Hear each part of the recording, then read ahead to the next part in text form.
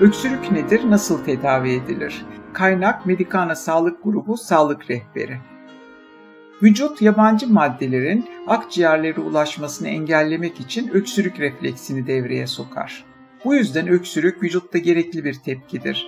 Ancak bazı öksürükler uzun süre devam ettiğinde hem boğaza zarar verir hem de günlük hayatı olumsuz yönde etkiler. Solunum yolu enfeksiyonu, nezle ve grip gibi özellikle mevsim geçişlerinde ortaya çıkan öksürük bazen de hastalıkların önemli belirtilerinden biri olabilir.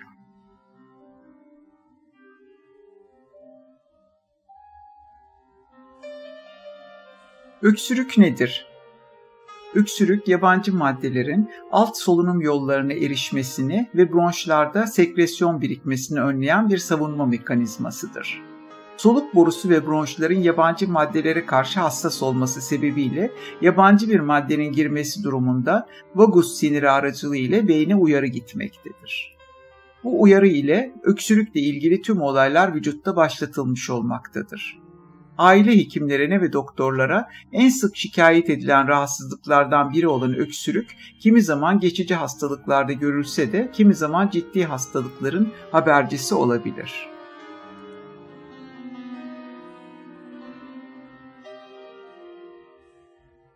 Öksürük nedenleri. Öksürük nedenleri öksürüğün çeşidine göre değişiklik göstermektedir. Bu yüzden öncelikle öksüren kişinin hangi öksürük tipine dahil olduğunu tespit etmek gerekmektedir.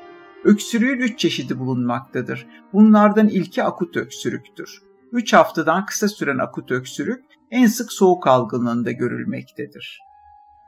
Alt solunum yolu enfeksiyonları astım, boğmaca, koah, bronşektazi, hava yollarının kalıcı genişlemesi ve pulmoner embolisi akciğer pıhtısı rahatsızlıklarında görülen öksürük de akut öksürük olarak tanımlanmaktadır. 3-8 hafta arasında devam eden subakut öksürük tanımı akut ve kronik arasında görülen öksürükler için kullanılmaktadır. Bu öksürük ise genellikle üst solunum yolu enfeksiyonlarında, akciğer tümöründe, perikardit, kalp zarı iltihaplanması durumlarında ortaya çıkmaktadır. 8 haftadan uzun süren kronik öksürük durumu ise astım, reflü, tüberküloz, solunum yolu enfeksiyonları gibi rahatsızlıklarda görülmektedir. Virüslerin neden olduğu solunum yolu enfeksiyonlarında bazen öksürükle ateş de görülebilir. Bu gibi durumlarda tedavi genellikle antibiyotik ilaçlarla olmaktadır. Şehirlerdeki hava kirliliği, havasız ortamlar ve sigara kullanımı da öksürüğü tetikleyen faktörlerdir. Özellikle sigara içen kişilerde öksürük kronik hale gelebileceği gibi bronşlarda kalıcı iltihaba da yol açabilir. Sadece sigara içen değil, sigaraya maruz kalan pasif içicilerde de öksürük oluşabilmektedir. Alerjisi bulunan kişilerde öksürükle sıklıkla baş etmek zorunda kalan kişiler arasında bulunmaktadır.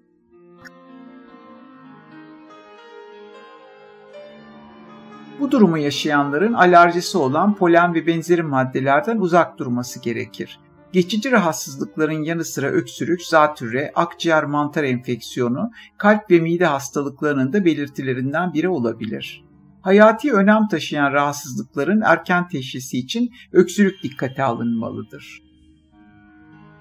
Öksürük nasıl geçer?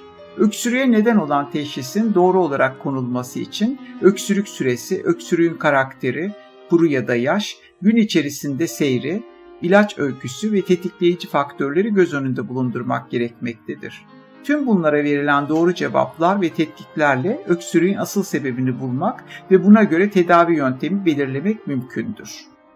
Soğuk algınlığı ve grip gibi hemen hemen herkesin karşılaştığı hastalıklarda yaşanan öksürüğü geçirmek için evde basit yöntemler uygulanabilir. Bunun yanı sıra öksürüğün kesilmesi için öksürük şurupları kullanılabilir. Göğüs ağrısına neden olacak şekilde olan öksürüklerde etkili olan şurupların yanı sıra balgamlı öksürükler için balgam sökücü ilaçlar da alınabilir. Ancak bu ilaçların doktor kontrolünde ve reçeteli olarak kullanılması oldukça önemlidir. Astım, koah gibi kronik rahatsızlıkları bulunan hastalarda meydana gelen öksürük içinse bu hastalıkların tedavisinde kullanılan ilaçlar aksatılmadan kullanılmalıdır. Kuru öksürük. Kuru öksürük balgam içermeyen bir öksürük türüdür. Boğazda tahribat oluşturan kuru öksürük aynı zamanda gıcık da yapabilmektedir. Bu öksürük türü nezle ve grip gibi durumlarda görülebileceği gibi astım, reflü, üst hava yolu öksürük sendromu bulunan kişilerde daha yaygındır. Reflü sinüzit gibi hastalıkları bulunan kişilerde kuru öksürüğü geceleri görmek mümkündür. Kuru öksürük kişinin sadece boğazını tahrip etmekle kalmayıp aynı zamanda kalitesiz bir uyku uyumasına neden olabilir. Kuru öksürük aynı zamanda baş dönmesi, kusma ve idrar kaçırmaya, öksürük kriziyle de göğüste ağrıya sebep olmaktadır. Sadece sigara içen değil, sigara dumanına maruz kalan kişilerde de görülebilen kuru öksürüğü geçirmek için bulunulan ortamın havalandırılması gereklidir. Özellikle astım hastalarının bulunduğu kötü kokulu ve havasız ortamlar öksürük krizini tetikleyebilmektedir.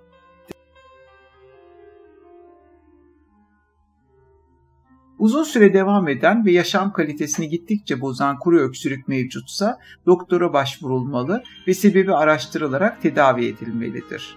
Çünkü kuru öksürük diğer öksürük türlerinde olduğu gibi bazen basit bir rahatsızlığın semptomu olabileceği gibi bazen de akciğer kanseri gibi ciddi hastalıkların da belirtisi olabilir. Hamilelikte öksürük sebebi solunum yolu enfeksiyonlarına daha yatkın olunmasıdır.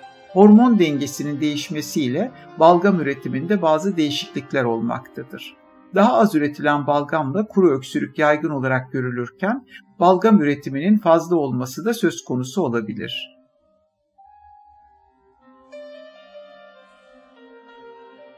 Bebeklerde öksürük. Bebeklerde öksürük anne ve babaları oldukça tedirgin eden bir durumdur. Sıkça solunum yolu enfeksiyonu ve hava değişimine bağlı olarak nezle ve grip gibi hastalıklar görülse de bebeklerdeki öksürük kimi zaman ağır bir rahatsızlık sebebi de olabilir. Özellikle yeni doğan bebeklerde hırıltılı öksürük, zatürre ve bronşit hastalıklarının belirtisi olabilir. Öksürüğün yanı sıra yüksek ateş, morarma, gece uykudan uyanma ve nefes darlığı da görülüyorsa bebeğin tedavi altına alınması gerekir. Çünkü bebekler bu hastalıkları daha ağır bir şekilde geçirebilir. Kalıcı bir hasar kalmaması ve bebeğin sağlığına kavuşması için belirtilerin başlangıcında durumu çocuk doktoruna bildirmek önemlidir. Geçmeyen öksürük için ne yapmalı? Aşağıda yer alan durumlarda geç kalmadan doktora başvurmak gerekmektedir. Nefes almakta zorluk yaşanıyorsa, öksürük ile yüksek ateş görülüyorsa, öksürürken morarma oluyorsa, hızlı nefes alıp veriliyorsa, öksürme sırasında kanlı balgam geliyorsa, hırıltılı solunum varsa, öksürme sırasında boğulma hissi yaşanıyorsa, göğüs ağrısı varsa, öksürük azalmak yerine giderek artıyorsa, öksürük yemek yemeyi ve içmeyi engelleyici hale geliyorsa, günlük aktiviteleri ciddi şekilde etkiliyorsa, gece uykudan uyandıracak şekilde şiddetli oluyorsa, öksürükle aşırı halsizlik ve yorgunluk varsa, öksürükten sonra kusma hissi geliyorsa. Öksürüğe ne iyi gelir? Öksürüğü sürekli devam eden kişiler için tedavi yöntemleri doktor tarafından belirlenirken evde yapılacak basit uygulamalarla öksürüğün şiddetini ve boğazdaki tahriş edici etkisini azaltmak mümkün olabilmektedir. Vücut direncini artırmak bazı hastalıklarla baş etmek için oldukça önemlidir. Bu yüzden düzenli spor ve egzersizlerle daha sağlıklı hissetmek mümkündür. Özellikle kış aylarında beslenmeye dikkat etmek ve C vitamini tüketmek grip ve nezle gibi rahatsızlıklardan dolayı ortaya çıkacak öksürüğe engel olabilir. Günlük hayatta bol sıvı tüketmek, gıcık yapacak içecek ve yiyeceklerden uzak durmak da öksürüğün önüne geçmek için önerilmektedir. Alerjik öksürük şikayeti bulunanların özellikle polen seviyesi yüksek ortamlarda bulunmamaya dikkat etmesi gerekmektedir. Bahar aylarında artan alerjik reaksiyonlar için hava durumuna bakmak ve gidilecek yeri buna göre seçmek öksürük krizinin oluşmasını engelleyecektir. Sadece polen değil, kirli ve kötü kokulu ortamlarda bulunmak öksürüğün şiddetini artıracaktır. Sigara ise öksürüğü tetikleyen bir başka etmendir. Bunların yanında buhar makinelerini kullanmak ya da kaloriferin üzerine bir tas su koymaksa evin kuru havasını alacaktır. Nemli bir ortamda öksürük şiddetlenmeyeceği gibi boğazda da kuruluk olmayacaktır.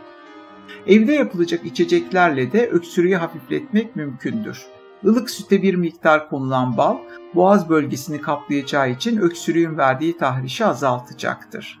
kekik, zencefil, kuşburnu, adaçayı, nane, ıhlamur gibi bitkilerle yapılan demleme çaylar da yine boğazın rahatlamasına yardımcı olacaktır.